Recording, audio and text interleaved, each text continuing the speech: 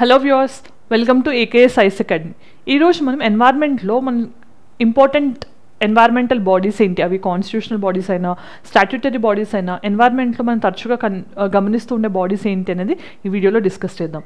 So first మనం చూసే body ministry of environment, forest and climate change. ఇదేంటి అంటే ఒక ఎగ్జిక్యూటివ్ బాడీ. సో అంటే మనకి గవర్నమెంట్ తీసుకుంటున్న ఎన్వైర్న్మెంట్కి సంబంధించి క్లైమేట్ చేంజ్కి సంబంధించిన పాలసీస్ ఏవైతే ఉంటాయో వాటిని ఎగ్జిక్యూట్ చేయడానికి ఫామ్ అయిన ఒక మినిస్ట్రీ.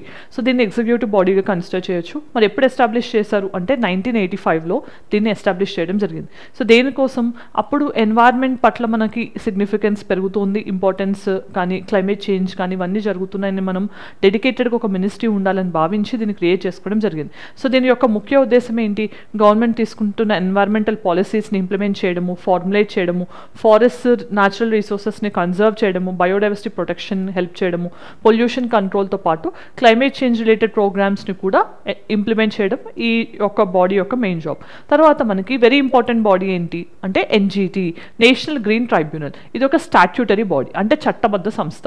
మరి దేని కింద క్రియేట్ అయింది, ఎన్జిటి యాక్ట్ అంటే national green tribunal act of 2010 కింద ఎస్టాబ్లిష్ అయింది. సో ఇక్కడ మనం గుర్తుంచుకోవాల్సింది, దీనికి 4 రీజనల్ ఆఫీసెస్ ఉన్నాయి. 4 డిఫరెంట్ పార్ట్స్ ఆఫ్ ఇండియాలో 4 మేజర్ సిటీస్లో దీని బ్రాంచెస్ రన్ అవుతున్నాయి. సో దీని తర్వాత మనం గుర్తుంచుకోవాల్సింది, ఎన్జిటి అనేది ఒక quasi judicial body.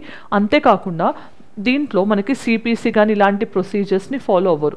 Principles of natural జస్టిస్ని follow అవుతూ ఈ పర్టికులర్ బాడీ రన్ అవుతోంది. దీంతో పాటు మనం గుర్తుంచుకోవాల్సింది, ఎన్జిటి జ్యూరిస్డిక్షన్ అనేది ఏ యాక్ట్స్లో ఉంది అని అడిగే ఛాన్స్ ఉంటుంది.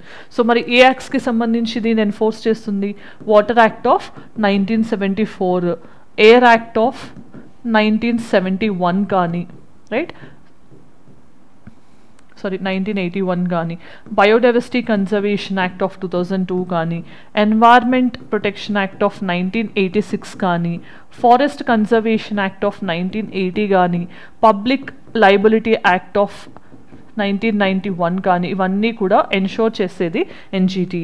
ముఖ్యంగా గుర్తుంచుకోవాల్సింది, wildlife protection act of 1972 కానీ, ఫారెస్ట్ యాక్ట్ ఆఫ్ 1927 కానీ ఎన్జిటి జ్యూరిస్డిక్షన్లో లేవు. ఇది గుర్తుంచుకోండి. మరి ఎన్జిటి విషయానికి వచ్చేసరికి ఇది ఒక క్వాజీ జ్యుడిషియల్ అంటే సెమీ జ్యుడిషియల్ బాడీ.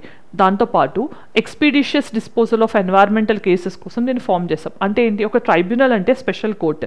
ట్రైబ్యునల్ అనేది ఎందుకు ఫామ్ అవుతుంది, ఎక్స్పర్టైజ్తో పాటు చాలా ఫాస్ట్గా కేసెస్ని డిస్పోజ్ చేయడానికి ట్రైబ్యునల్స్ని ఫామ్ చేస్తాం. సో మనకి కోర్ట్స్లో రెగ్యులర్గా ఈ ఇష్యూస్తో పాటు ఈ కేసెస్ కూడా ఉంటే చాలా లాంగ్ టైం పడుతుంది. అలా కాకుండా ఫాస్ట్గా డిస్పోజ్ అవ్వాలి. అలానే జడ్జెస్కి జనరల్ ఐడియా ఉంటుంది, కానీ ఈ ఎన్జిటిలో ఉన్న వాళ్ళు ఎక్స్పర్ట్స్ కూడా ఉంటారు. ఆ సబ్జెక్ట్ ఎక్స్పర్ట్స్ కూడా అవసరం అనుకున్నప్పుడు ఇలాంటి ట్రైబ్యునల్స్ని ఫామ్ చేస్తూ ఉంటాం.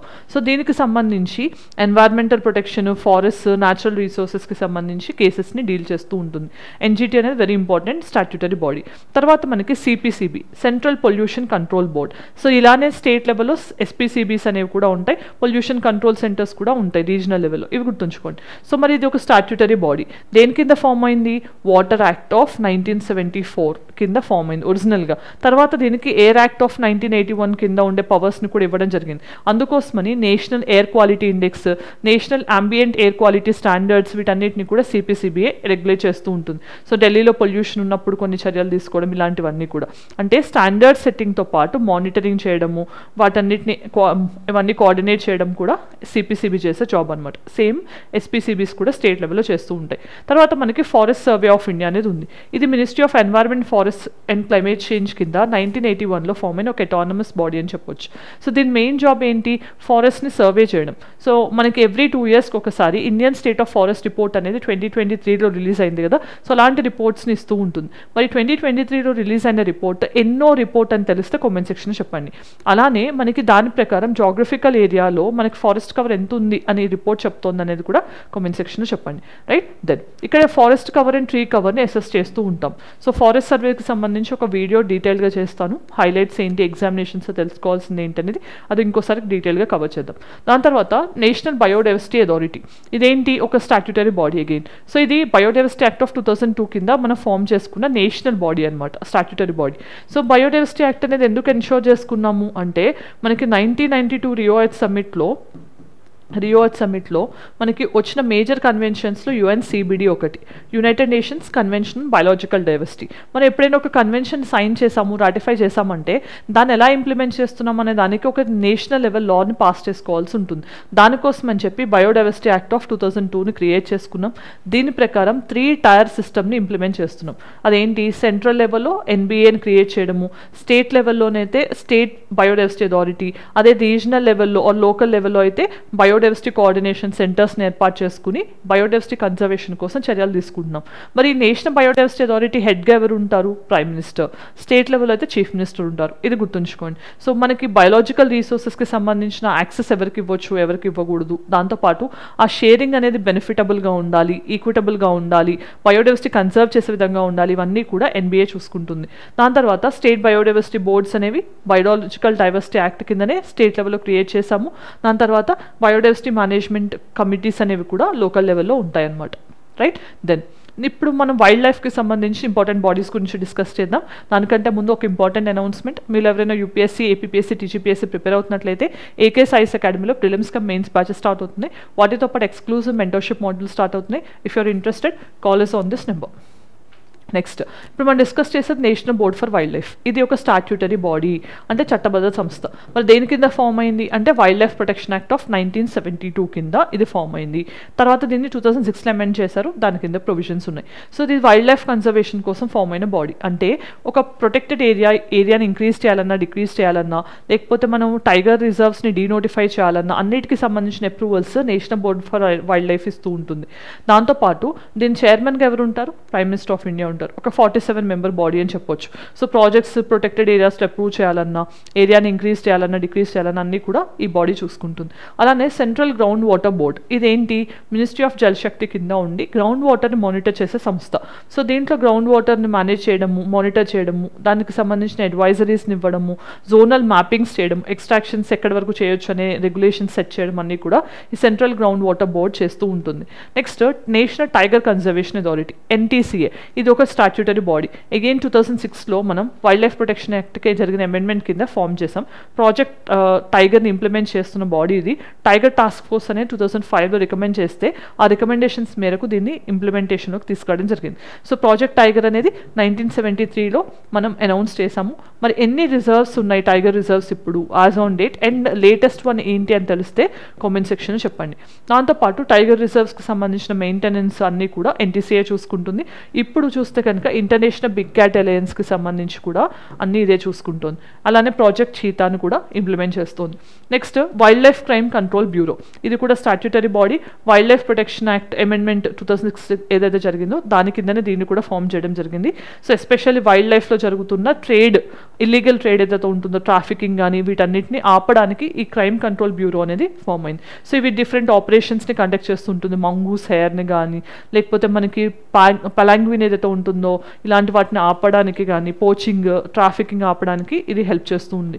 నెక్స్ట్ కంపా అంటే ఏంటి, compensatory afforestation fund and planning authority అనమాట, management and planning authority. So ఇది ఏం చేస్తుంది, సో మనం కొన్ని ప్రాజెక్ట్స్ కోసం ఎక్కడైనా ఫారెస్ట్ని కట్ చేయాల్సి వస్తే వాళ్ళు ఆ మనీ ఇస్తే కనుక వేరే చోట మనం ఆ మనీతో ఎఫారెస్టేషన్ చేస్తామన్నమాట. దానికి సంబంధించి నోడల్ ఏజెన్సీగా కంపా అనేది ఉంటుంది. సో 2016 కింద దీన్ని క్రియేట్ చేయడం జరిగింది. అలానే ఎఫారెస్టేషన్ కింద ఫండ్స్ మేనేజ్ చేయడంతో పాటు కొన్నిసార్లు వాటిని డైవర్ట్ అవ్వకుండా చూసుకోవడం కూడా చేస్తూ ఉంటుంది. సెంట్రల్ జూ అథారిటీ కూడా ఒక స్టాట్యూటరీ బాడీ. ఇది wild life protection act of 1972, దాని అమెండ్మెంట్ 91లో జరిగింది, దాని కింద ఫామ్ అయింది. మరి దీంట్లో జూస్కి సంబంధించిన రెగ్యులేషన్స్, జూస్కి ఫాలో అవ్వాల్సిన స్టాండర్డ్ ప్రొసీజర్స్ ఏంటి, స్టాండర్డ్స్ ఏంటి అన్నీ కూడా ఇది చూసుకుంటుంది. అలానే క్యాప్టివ్ బ్రీడింగ్, సో మనం యానిమల్స్ని క్యాప్టివ్ బ్రీడింగ్ చేస్తూ ఉంటాం కదా, ఎక్సిటివ్ కన్జర్వేషన్ కదా అది ఎగ్జాంపుల్కి, వీటన్నిటిని కూడా ఈ సెంట్రల్ జూ అథారిటీ అనేది ఎన్షూర్ చేస్తుంది. Next central coastal zone management authority, ఇది మనకి ఎన్వైర్న్మెంట్ ప్రొటెక్షన్ యాక్ట్ ఆఫ్ 1986 కింద ఫామ్ అయింది.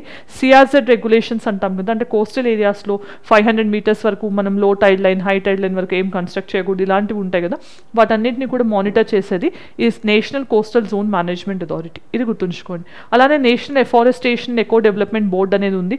సో ట్రీ ప్లాంటింగ్స్ ఎలా చేయాలి, ఎఫారెస్టేషన్కి సంబంధించి ఇవన్నీ కూడా ఇంపార్టెంట్ డెసిషన్స్, వన మహోత్సవ్ ఇలాంటివన్నీ కూడా ఈ బాడీ చూసుకుంటుంది. ఉంటుంది. ఇది environment, forest and climate change కింద ఫామ్ అయిన body or board.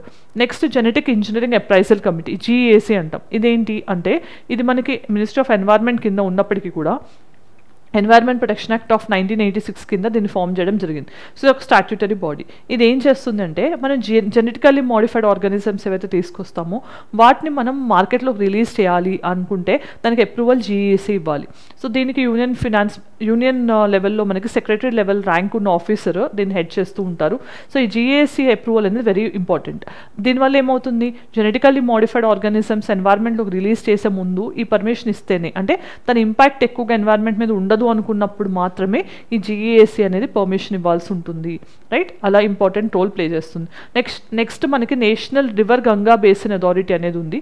So central లెవెల్లో మనకి ఈ గంగా బేసిన్ అథారిటీస్కి సంబంధించిన గంగా ఫ్లోయర్ రివర్స్లో రివర్ గంగా బేసిన్స్ ఏవైతే ఉంటాయో వాటిని రెజోనేట్ చేయడానికి, పొల్యూషన్ తగ్గించడానికి, అక్కడ ఎఫారెస్టేషన్ పెంచడానికి వీటన్నిటికీ హెల్ప్ చేస్తుంది. ఇంతకుముందు నేషనల్ గంగా కౌన్సిల్ ఉండేది, దాన్ని రీప్లేస్ చేస్తూ ఇది ఫామ్ అయింది. సో గంగా రివర్ మేనేజ్మెంట్కి ఇది important body. National mission for clean Ganga, ఇది ఒక మిషన్ జలశక్తి మినిస్ట్రీ ఇంప్లిమెంట్ చేస్తుంది. సో ఈ గంగా రెజోనేషన్ ఇంప్లిమెంటేషన్ ఇది అథారిటీ, ఇది ఇంప్లిమెంటేషన్ చేస్తున్న కౌన్సిల్ అనమాట. సో దీనికి సంబంధించి కొన్ని ప్రాక్టీస్ క్వశ్చన్స్ చూద్దాం. According to the Indian state of forest report 2023, what is the total forest and tree cover of India as a percentage of it's geographical area? 23.45, 24.62, 25.17, 26.35. ఏది correct అనేది comment section చెప్పండి. Next, which of the following states or UTs recorded largest increase in the Indian total forest or tree cover according to Indian state of forest report 2023? మరి ఏది ఎక్కువ ఇంక్రీజ్ని చూపించింది forest and tree కవర్లో 2023 report ప్రకారం? Comment section చెప్పండి. Next, which of the following statements is or correct regarding Indian state of forest report? A total mangrove cover in India is nearly 4,992 square kilometers. There has been net increase in mangrove area compared to forest 2021 report. In Andhra Pradesh and Maharashtra recorded gains in mangrove cover. మరి వీటిలో ఏ options correct అనేది కూడా comment section చెప్పండి.